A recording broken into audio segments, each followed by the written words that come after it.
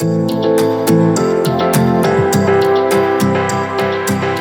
to the How Did They Do It Real Estate Podcast. Have you ever wondered how people succeed in real estate and what steps they took to get there? If so, this podcast is for you. Your hosts, Sayla and Eileen Prack, interview top experts in the real estate community to share with you their real estate journey and how they achieved massive success. Our goal is to provide you with valuable real estate resources and to help you apply it to your own real estate goal. Welcome, everyone, to today's episode of the How Did They Do It Real Estate Podcast. I'm your host, Eileen Prack, and today our guest is Dallon Schultz. And Dallon is the owner and founder of both REV Real Estate and REV Equity Group. Dallon provides the tools, resources, and relationships necessary to accelerate your way to financial freedom through investing in apartments and self-storage assets. He's been investing in real estate since 2018 with the purchase of a cash-flowing fourplex. And then within 1.5 years, he was able to quit his W-2 job to begin developing and purchasing multi-million-dollar properties. He's also the host of the largest monthly gathering focused exclusively on multifamily investing in the state of Arizona. So Dallon, thank you so much for being on the show today. Welcome, and how are you doing? Excellent. Thank you for this opportunity. I always share with people, I appreciate the opportunities to talk about real estate and my journey because my wife is tired of me talking about it all the time with her. So I appreciate this opportunity. So Dallon, looking at your bio, within 1.5 years after starting your real estate investing journey, you were able to make a pretty quick transition out of your W-2 job. So I'm really curious about, how that journey happened for you. What were some of the steps that you've been able to do along the way? But let's start off with a little bit more about your background and how you even got started in the first place with real estate. Yeah. So it actually goes way back to my childhood when I really think about it. And I'll skim through that. Otherwise, we'll be here much longer than I'm sure your listeners would want to. But I grew up in a real estate family. My grandfather owned at his busiest time about 300 units himself, never syndicated. He always joint ventured these. He had a few investor partners. So I had about 300 units at their busiest time, and my father managed all of them. So I grew up in this space, but I grew up doing the grunt work. I grew up doing the dirty work. And when it was convenient, because I always had a summer job working with my father, but this was in upstate New York, and I was shingling roofs in the middle of summer. I was cleaning toilets, unclogging drains. I was doing all that grunt dirty work. And that was my view of real estate. And I remember multiple times just being in the midst of just this not fun work. And I'm like, this sucks. Like, if this is real estate, this is not what I want to Especially be being at a young age. Yeah, especially at a young age. And I didn't even think to ask my grandfather what it was like owning the real estate. And here's the thing, maybe part of that is because he was a very frugal man. Like, I had 2 sets of grandparents. One would always give me lots of money for my birthday, and then I had this set that would give me a little bit, right? But they weren't like, I know that sounds bad coming from a little kid, but like, that's how you view the world, right? So these grandparents that were always buying treats and stuff for us, in my mind, had all this money. Little did I know my grandfather was a multimillionaire. No idea, right? Because he was just smart with his money, and he knew how to manage it effectively. So it didn't even cross my mind to ask him, like, hey, tell me about apartments. How do you own these? Because it just didn't make sense to me, and it didn't seem interesting. So I decided to actually go down the medical field route and considered medical school, but really don't like school. So after talking to some people that were in the medical field, I decided to go through the nursing route and the nursing path. So that's what I did. I went ahead and I got my bachelor's in nursing. And the whole idea was to specialize, become a nurse anesthetist or a nurse practitioner, make a couple $100,000 a year, and then start my real estate journey. Because I knew I always wanted to own real estate, just because you hear people talking about it, but I wasn't sure how to get there. And the best way for me in my mind was to start in the medical field, in this path that felt right to me, and make that transition. So it really started back in my childhood, and couple months into working as a registered nurse, I did a year in an emergency room and a year in a cardiac hospital. A few months into working full time, I realized that this is nothing what I thought it would be, and I didn't know what to do with my life. I just spent 6 years. So it's a bachelor's in nursing, which is 4 years of school, but you got to do 2 years of prereqs before you even get into nursing school. So it was about 6 years of school and thousands of dollars I had invested into it. And 2 or 3 months in, I realized that this is not what I wanted to do. And at the same time, I was playing soccer and coaching soccer at a high school there in the town that I lived in. And there was a weekend tournament I was playing in, got into a pretty bad accident while playing and actually fractured my tibia, which is your shin bone. So that's the main bone in your leg that bears all your weight of your upper body. And a kid and I ended up kicking each other at the same time, trying to go after the ball. And it dropped me. And I fractured my tibia in multiple places. And for someone that's very active and moving all the time, it was a very hard recovery for me. I was stuck in a recliner. I was stuck in a chair and not able to move. And then at the same time, since I had just started working this job at the hospital, I wasn't full time yet. I was working what they refer to as PRN, or as needed. So even though I was working full-time hours, I didn't have full-time benefits. So I didn't have sick leave. I didn't have any PTO. I didn't have anything that I could rely on for the financial income I needed for me and my family. That time, my wife and I had 2 kids. So there was 3 people that were dependent on me. And I, in that moment, wasn't sure how I was going to be able to financially provide. And that was my oh shit moment. That was my, okay, something's got to change. I already didn't want to do this. And part of the reason I got into it is because it was what I considered a safe and stable job.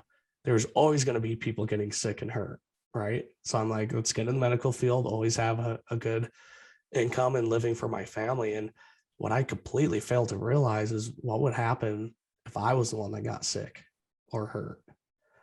And so that was my eye-opening experience. And I had to go through that traumatic experience to really figure out what was next.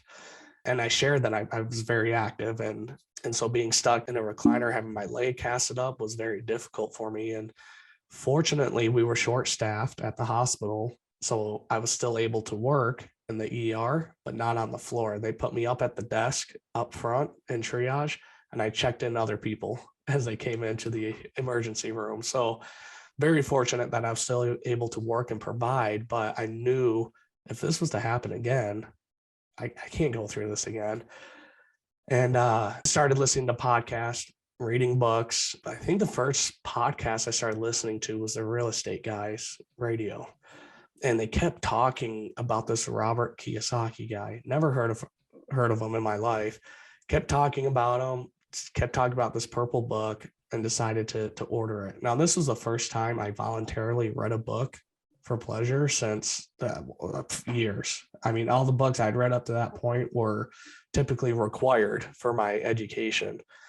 So I picked up this book and started reading and couldn't put it down, and finished it in about a day and a half.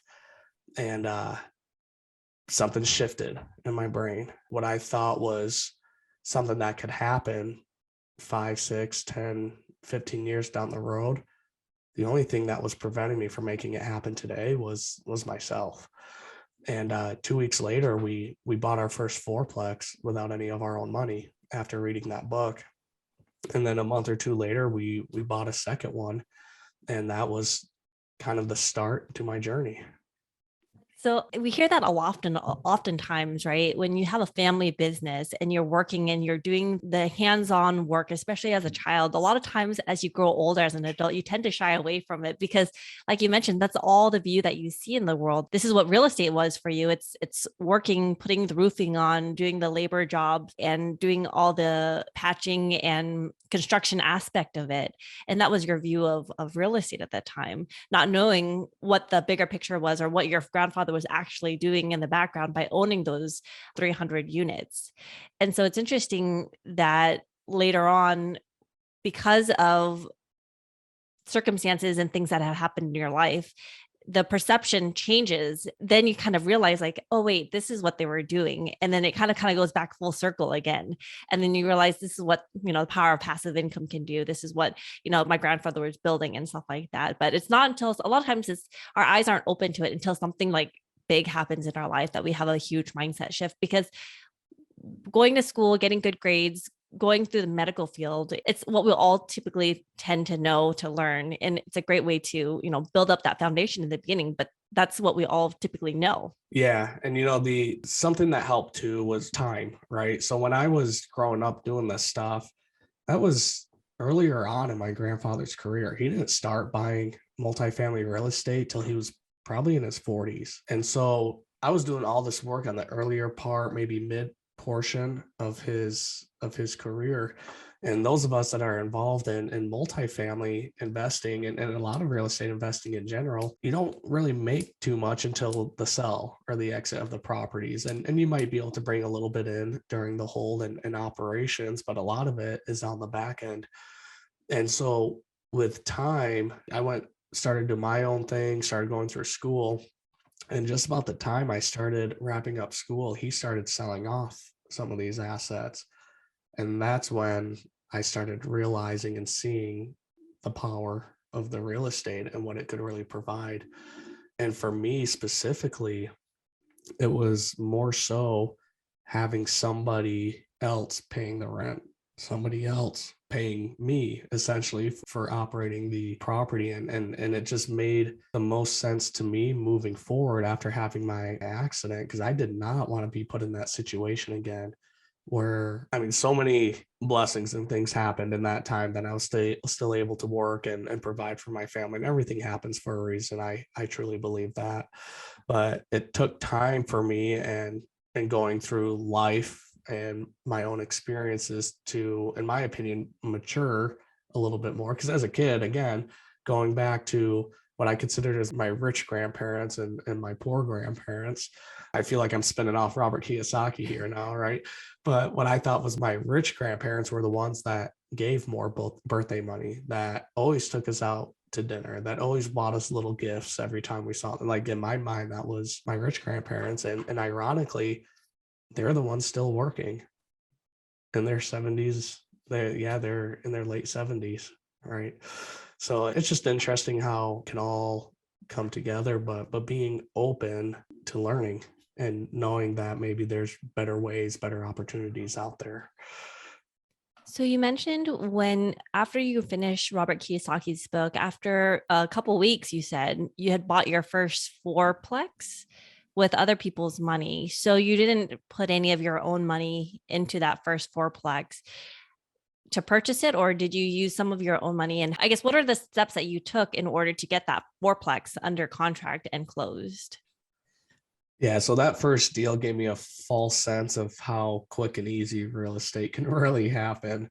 So as my gears in my mind started turning, I'm like, okay, I want to own real estate. Where do I start? Who do I call? Like, those were some of the first questions that went into my mind. I knew I wanted to own something. A couple of years prior to that, my wife and I rented from this landlord, really nice older couple.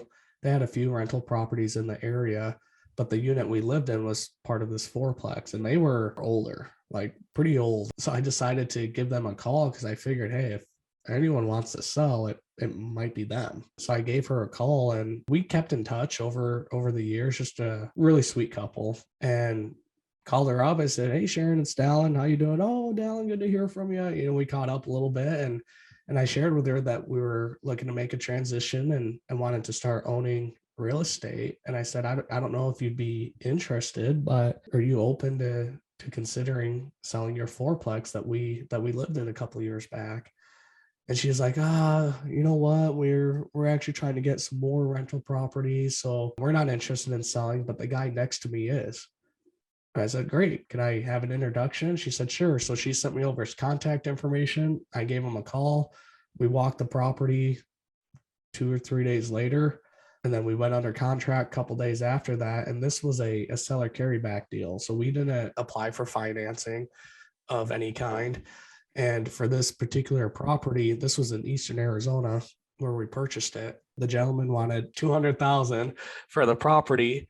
and he wanted 25,000 down and would carry 175. And we were able to talk him down to, I think, 3%, which I know 3% interest rate, that's not impressive anymore because that's what everyone's been getting for the last couple of years. But 4 years ago, Mhm. we were in the fours and fives, right? So being able to get it down to 3% was unheard of. So he carried 175,000. The 25,000 we did not have.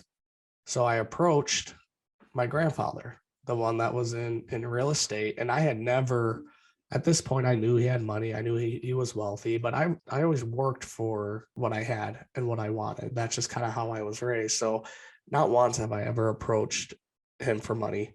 But in this situation, I viewed it as a business partnership rather than asking for a handout, right?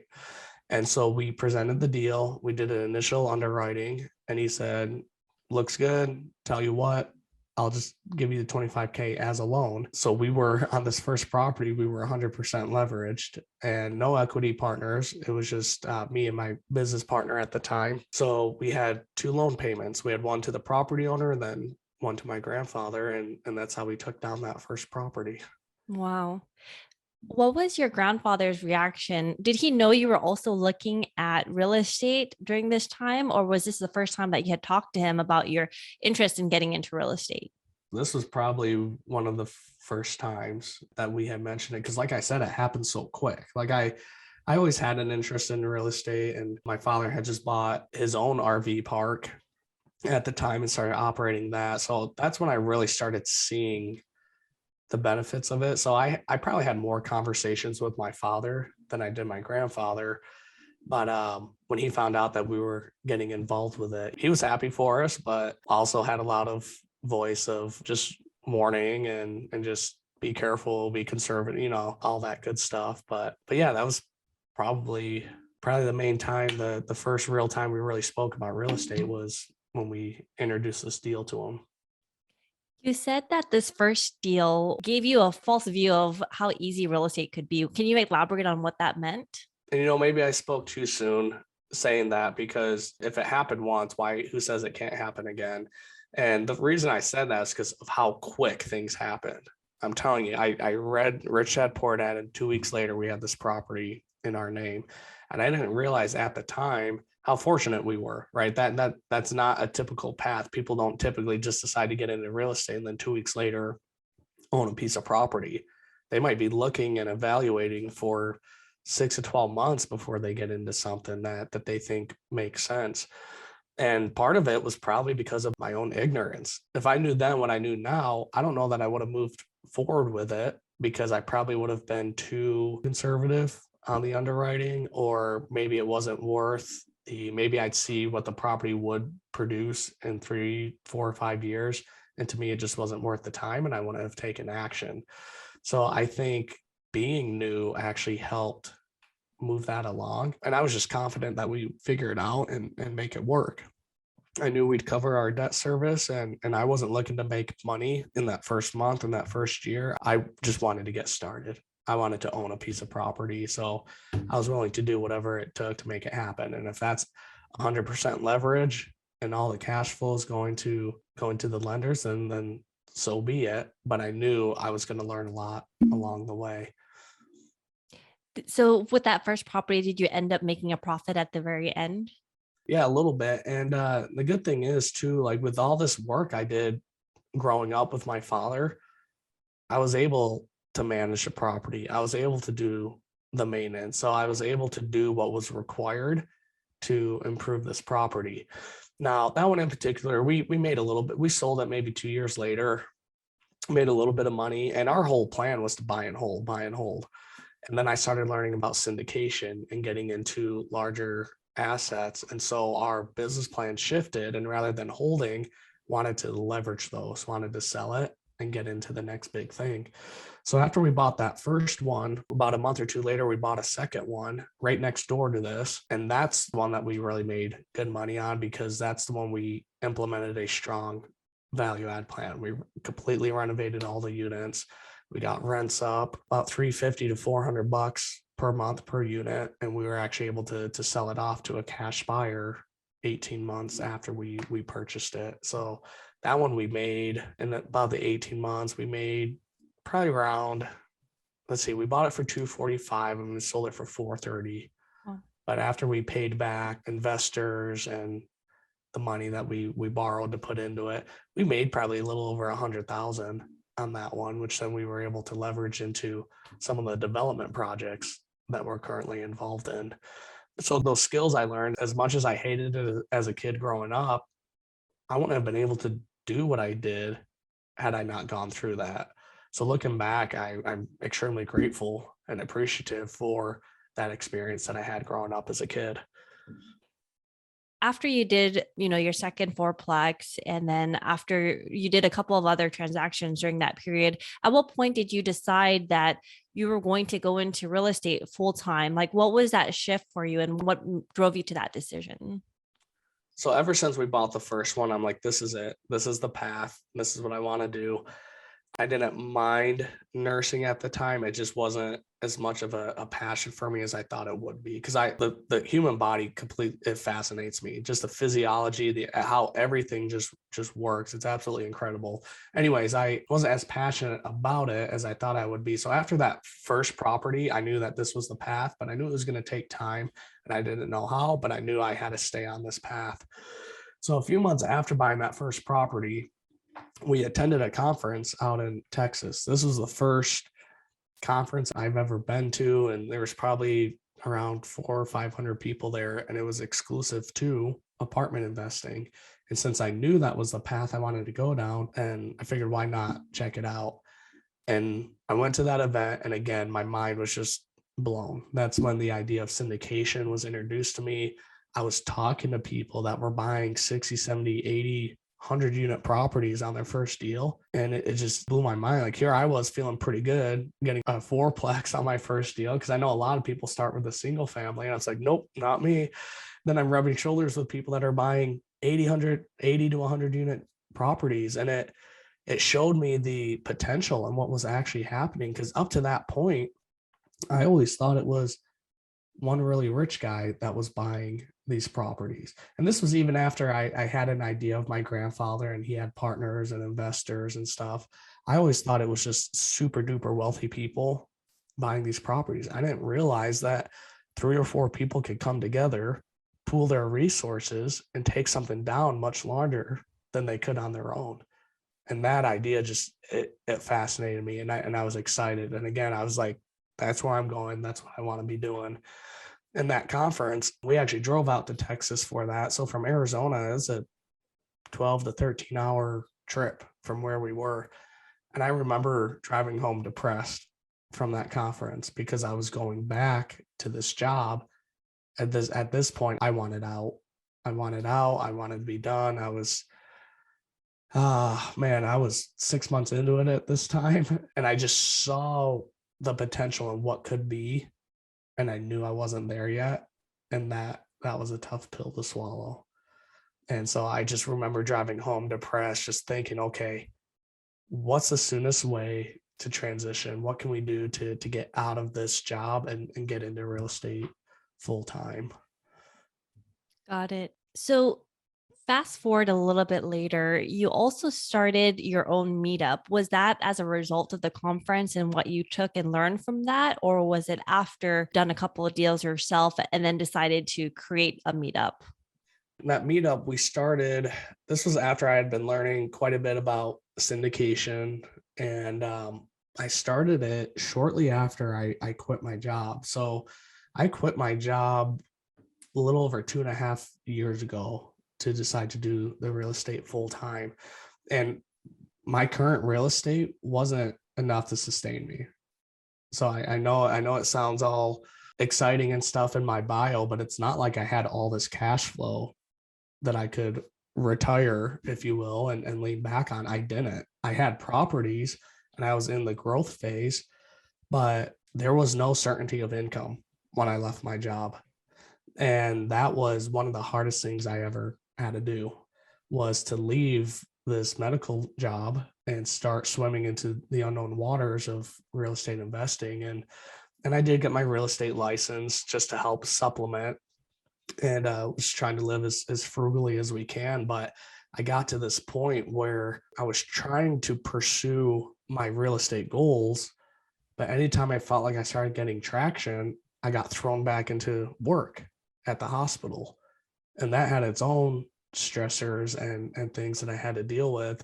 And I had a foot in two different worlds. So it got to a point where I just inside, I knew that if I wanted to pursue the real estate further, that I'd have to put aside the medical field.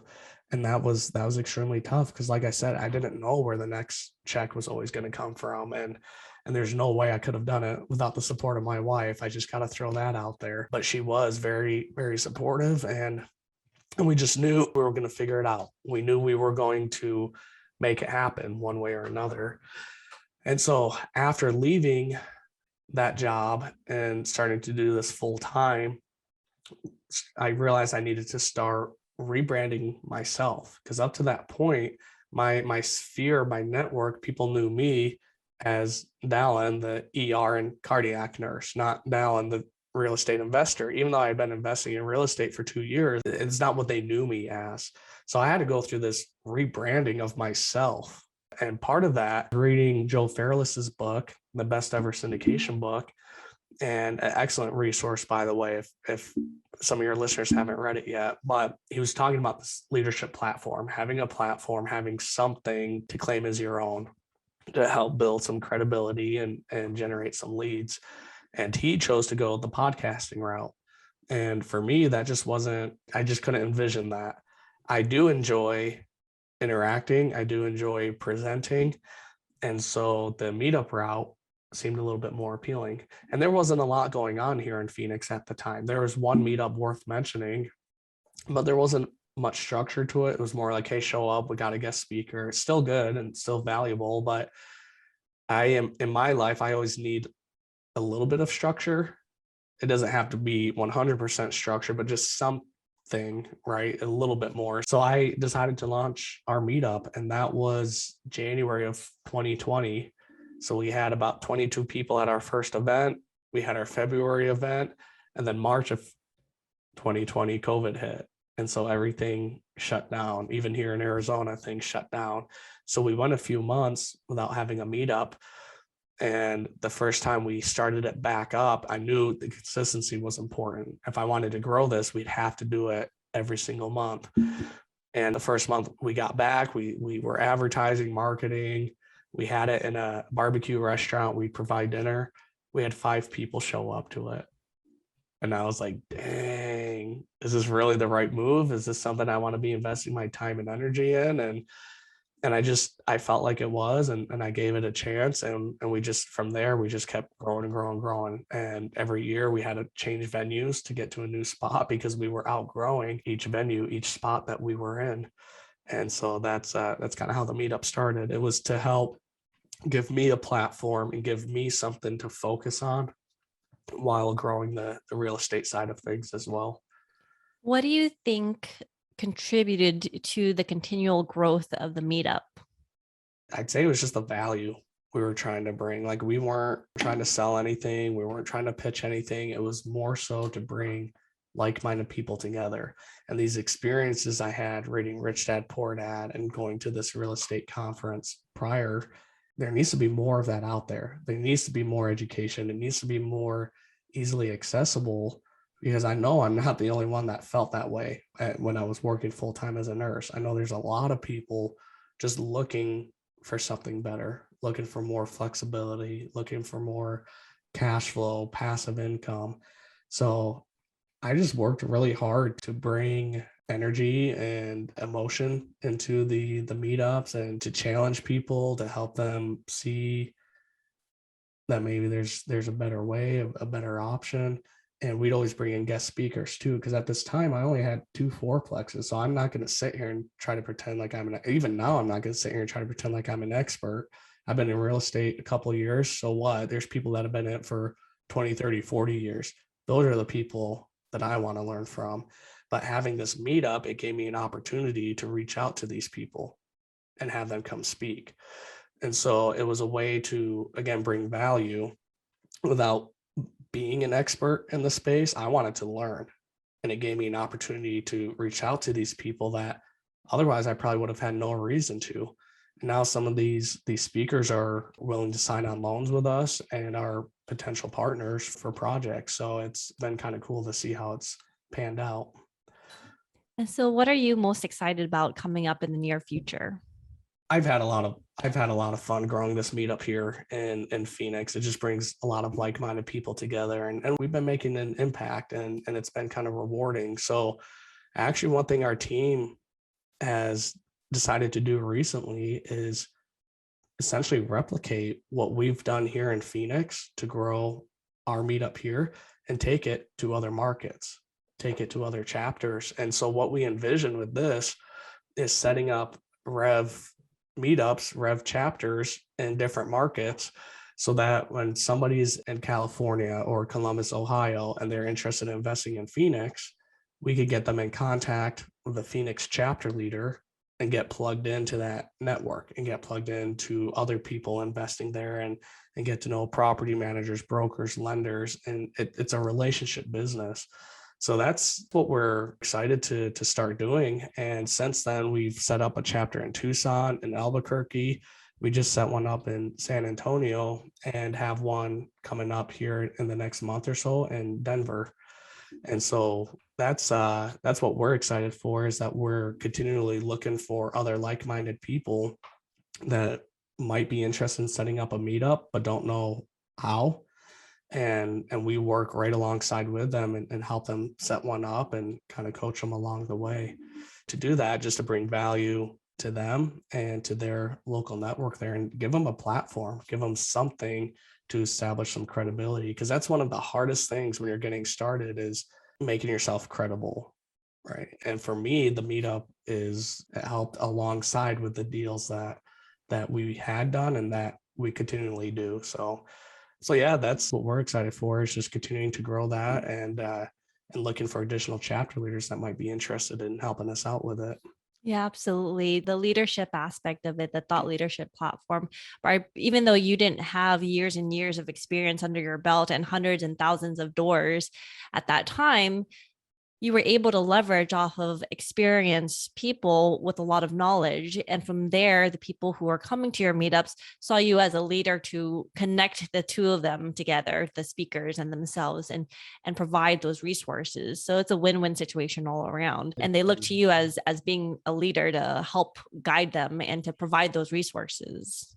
Yeah, you become a connector. That's who you are. Like you don't necessarily need to be an expert in the space at all. Like I said, I had 2 fourplexes, but just facilitating the event, just organizing it and putting in the effort and work to bring value there, it immediately sets you up puts you on a stage, puts you up on a little bit of a pedestal, and gives you a little bit more credibility. So we recognize that as one of the stepping stones to getting us to where we are now. So how do you think real estate investing has impacted your life so far? Lots of ways. We could probably do a whole nother podcast just on that one question. Let me back up real quick. So I shared how I fractured my leg playing soccer and was almost out of work. I love adrenaline. I love experiences, and I'm really good at breaking bones. And it's not because my bones are fragile. I don't drink enough milk. It's because I just do stupid crap that just puts me in danger's way. So this was shortly after I started the meetup. So January 2020. So it was March. It was right at the start of COVID. I was out mountain biking, and I went over my handlebars and I tucked. And when I came down, I landed on both elbows and I fractured both my elbows. I couldn't move them. Both elbows. Both. Yeah, not just one. I'm telling you, when I do something, I do it the right way. So it wasn't just one elbow. It was both. And I had to go into surgery about 5 days after that. And they pieced it all back together. I was under anesthesia for 8 hours when they were putting my elbows back together. And that was kind of a tough recovery. But it's still even though it was both elbows, I'd still prefer that over the broken leg if I had to choose one. But the reason I bring this up is because, so this was like end of March that this accident happened. Beginning of March, we sold that second fourplex.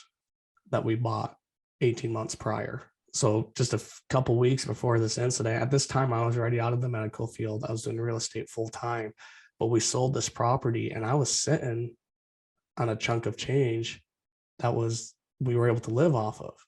I didn't have the stress not knowing if I was going to make money or not knowing if I was going to be able to work and provide for my family. So that experience showed me that the power of real estate and that I was on the right path, because the decisions I made 2 years prior were now benefiting me and my family today.